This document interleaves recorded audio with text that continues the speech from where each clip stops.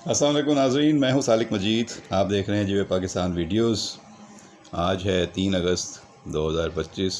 पूरे मुल्क में जश्न आज़ादी की तकरीबात का सिलसिला जारी है। आप भी यकीनी तौर पर इसमें हिस्सा ले रहे होंगे। सबका जोश व खरोश तीगनी है और कल हम इस पर बात कर ही चुके हैं कि इस दफ़ा जो है वो इसकी कितनी अहमियत है।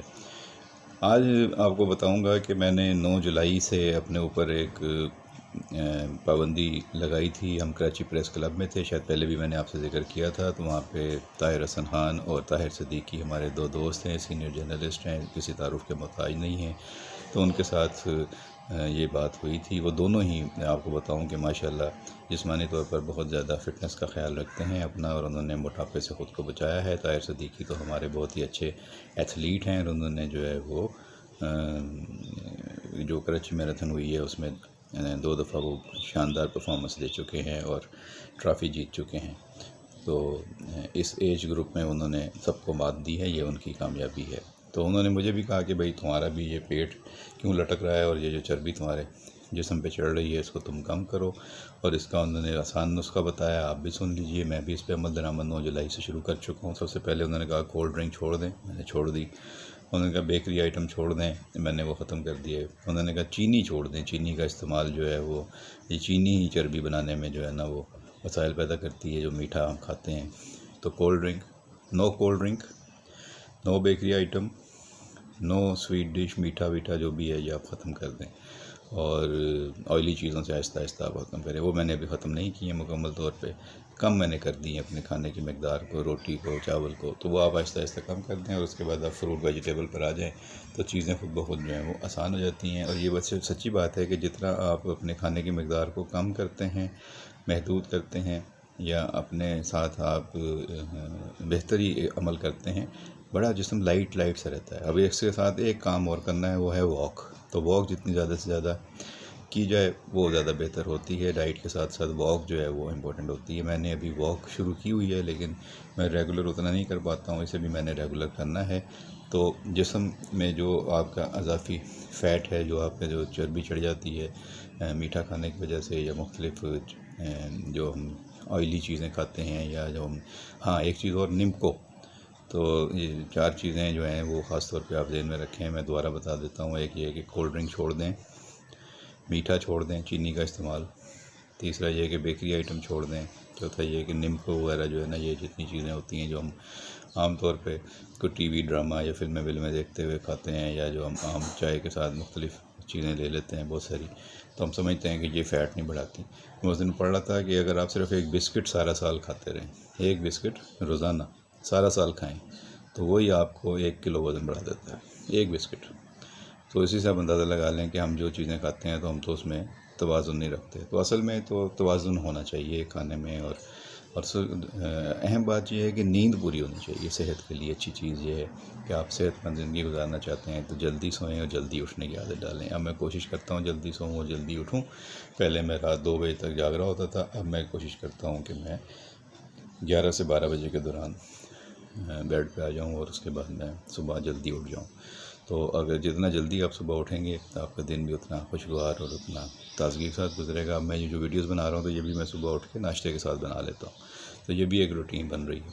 तो आप भी इस तरह ये चीज़ें अडॉप्ट कर सकते हैं। अगर आप लोग कर रहे हैं तो बहुत अच्छी बात है। और जो लोग अपना वज़न कम करना चाह रहे हैं, जो मेरी तरह जो है वो वज़नी हो गए हैं, मैं भी 94-5 kg पे जाके मुझे ये ख्याल आया कि कम करना चाहिए। तो कम से कम मैंने ये है कि ब्रेक लगाई है कि कम से कम वज़न आगे ना बढ़े, वरना यह है कि फिर मज़ीद मसाइल हो जाते हैं। तो अभी तो वॉक करने में आसानी है, लेकिन जितना वज़न बढ़ता है फिर आगे जाके वो घुटनों पे असर पड़ता है और आपके वैसे भी जो ऑर्गन्स हैं उनके ऊपर फ़र्क पड़ता है। तो जितना कम खाएंगे मैदा उतना कम काम करेगा, जितना उसे कम मशक्क़त करनी पड़ेगी। तो हमें अपने जिस्म के साथ, अपनी बॉडी के साथ खुद ही जो है वो इंसाफ़ करना चाहिए। नाइंसाफ़ी हम खुद ही करते हैं। और हमें जो है वो नींद जो है वो अपनी प्रॉपर लेनी चाहिए। कम से कम 7 घंटे की नींद तो एक सेहतमंद बंदे के लिए ज़रूरी है। तो 7 घंटे अब आप लगा लें किस तरह बनते हैं, कब से बनते हैं। सबसे आइडियल तो ये है कि आदमी 10 बजे सो जाए और 5 बजे उठे, लेकिन ज़ाहिर है कि शहरी ज़िंदगी में ये इतना आसान नहीं होता कि आप 10 बजे सो जाएं। तो अगर आप 12 बजे तक भी सो जाएं तो 7 बजे तक आप उठते हैं। लेकिन अगर आप नमाज़ों के हिसाब से चलेंगे, जो लोग चलते हैं कि ईशा के थोड़ी देर बाद जो है वो अपना کر کے آرام اس کے بعد وہ سو جاتے ہیں اور فجر کے وقت اٹھ جاتے ہیں. اور جو لوگ رات میں اٹھ کے تہجد پڑھتے ہیں وہ تو بہت ہی اچھی بات ہے. لیکن جو ہے کہ اگر نمازوں کے حساب سے بھی اپنی روٹین بنا لی جائے تو بہت آئیڈیل چیز ہے کہ پھر آپ فجر کے وقت اٹھ کے اپنی زندگی شروع کرتے ہیں اور پھر عشاء تک اپنی زندگی کی معمولات سمیٹ لیتے ہیں اور زندگی آسان بنا لیتے ہیں.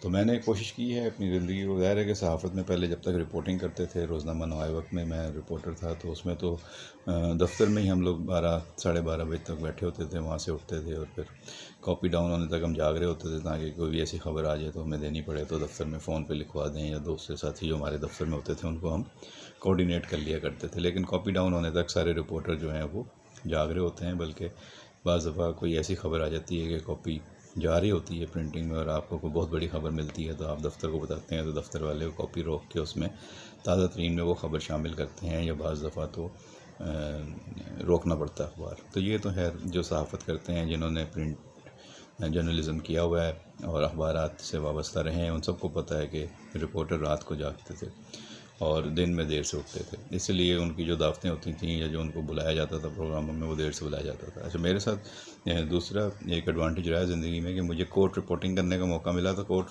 صبح صبح کھل جاتی ہے, تو جو ہمارے کورٹ رپورٹرز ہیں وہ رات کو جلدی سوتے ہیں اور صبح جلدی اٹھ جاتے ہیں, کیونکہ انہوں نے 8-8:30 بجے 9 بجے تک کورٹ میں پہنچنا ہوتا ہے. تو ظاہر ہے اگر 9 بجے بڑی عدالتیں شروع ہو جاتی ہیں تو آپ کو 9 بجے وہاں پہنچنے کے لیے ظاہر ہے کہ 1-1.5 گھنٹہ پہلے اٹھنا پڑتا ہے. کراچی میں تو سفر بھی آپ کو پتہ ہے کہ مختلف علاقوں سے جو ہمارے رپورٹرز عدالتوں تک پہنچتے ہیں ان کو آدھا پونا گھنٹہ 1 گھنٹہ تو انہیں سفر ہی میں لگ جاتا ہے, کیونکہ صبح ٹریفک بھی بہت ہوتا ہے اس طرف آنے میں. خاص طور پہ اگر آپ سٹی کورٹ جا رہے ہوں یا ہائی کورٹ جا رہے ہوں تو کافی رش ہوتا ہے.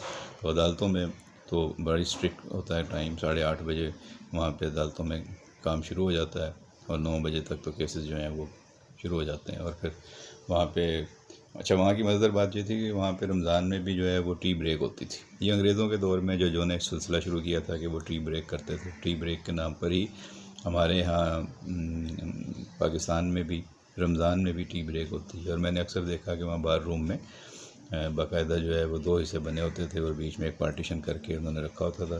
تو جو وکلا وہاں پہ ناشتہ وغیرہ کرنا چاہتے تھے, جن کا روزہ نہیں ہوتا تھا, وہ وہاں پہ ناشتہ کر رہے ہوتے تھے, ان کو سرو کیا جا رہا ہوتا تھا. اور دوسری طرف وہ لوگ بیٹھے ہوتے تھے جو روزے سے ہوتے تھے.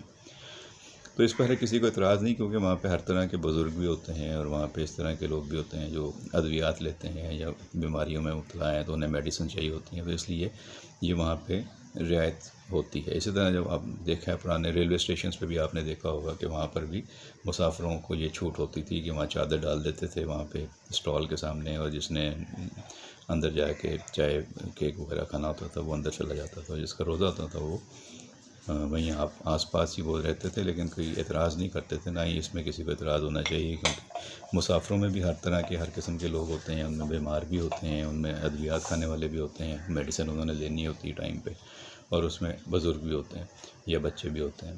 تو وہ اس طرح کی رعایت وہاں پر بھی ہوتی تھی.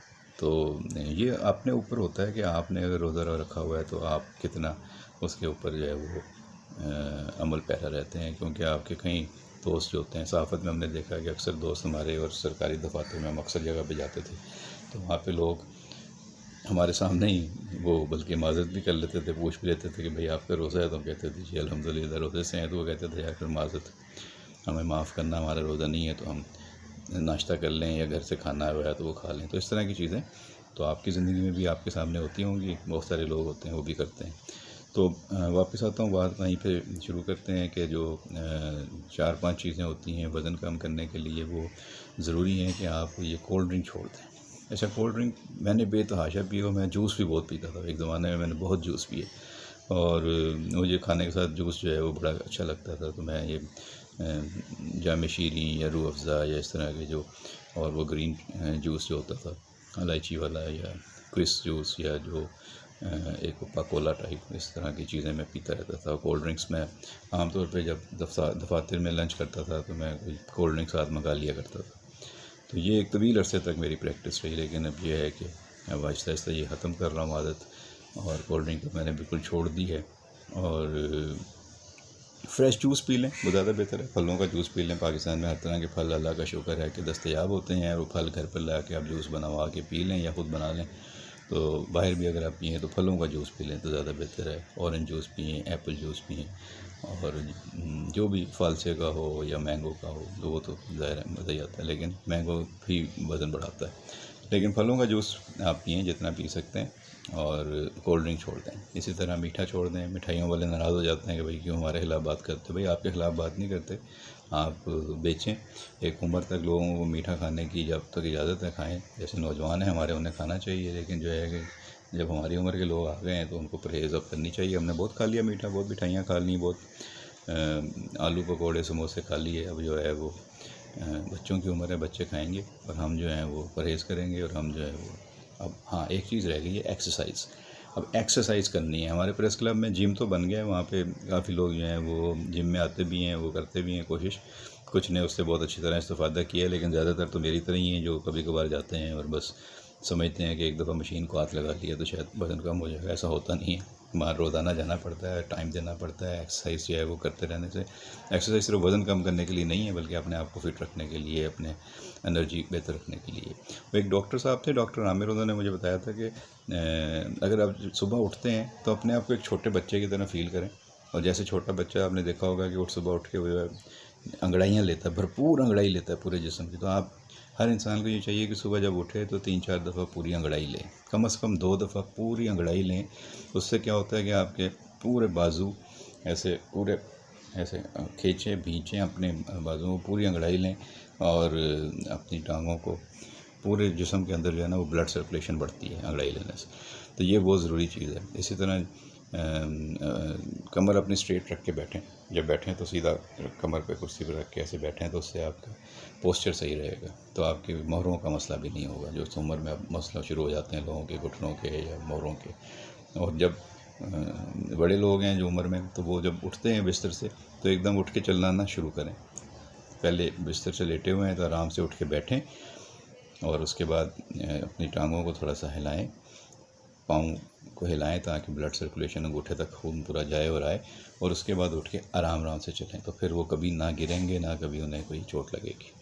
تو یہ کچھ باتیں ہیں جو شیئر کر دینا ضروری ہوتا ہے کہ چلو کسی نہ کسی جو بھی سنے گا اس کے لیے فائدہ مند ہوں گی۔ آپ بھی اس طرح کی کوئی چیزیں ہوں تو کمنٹ باکس میں شیئر کر دیا کریں، ویڈیو پسند آئے تو لائک اور شیئر کر دیا کریں، اور اپنا خیال رکھیں، انشاءاللہ اگلی ویڈیو میں ملاقات ہوگی۔ بہت شکریہ۔